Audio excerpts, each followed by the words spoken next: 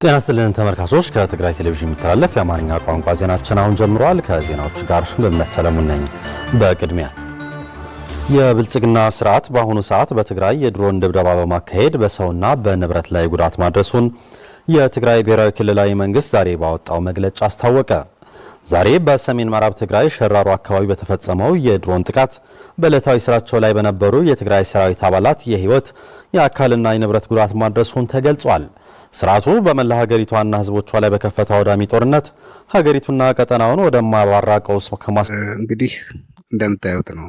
ዜናውን ከላይ መጀመሪያ አክሽኑ ማን የወሰደው የጦርነቱን አክሽን ማን የወሰደው የሚለውን ለማየት በትላንቱ ወዲያና በትላንቱ በነበረው የሚዲያዎች ዘገባ መገንዘብ የተቻለው መጀመሪያ ህወሓቶች ትንኮሳ ፈጸሙ በሸረሪና አካባቢ። ከዛ በመከላከያ መደብደብ ሲጀምሩ፣ በሌላኛው አቅጣጫ ደግሞ በሽራሮ አካባቢ የመድፍ ድብደባ ጀመሩ ማለት ነው። ስለዚህ የሸረሪናውን መዘገብ ስለማይችሉ ሌላ ጫጫታ ስለሚያስነሳባቸው የሽራሮውን በዘገባ መልክ አመጥተዋል ማለት ነው። እንግዲህ ህወሓት እኔ ብቸኛው በዓለም ላይ ብቸኛው እየደበደበህ እንኳን ምላሽ ስትሰጠው ወንጀለኛ የሚያደርግህ ግሩፕ በዓለም ላይ ከህወሓት ውጪ ሌላ የትም አታገኝም። ቀኝህን እየመታ ግራህን እንድትሰጠው የሚፈልግ ቡድን ነው ይሄ ቡድን።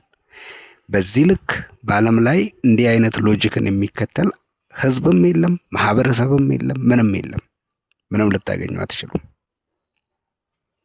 እንዲህ እያደረገ ነው የትግራይን ህዝብ እያታለለ በጦርነት እየማገደ ልጆቹን ንብረቱን እያወደመ ያለው።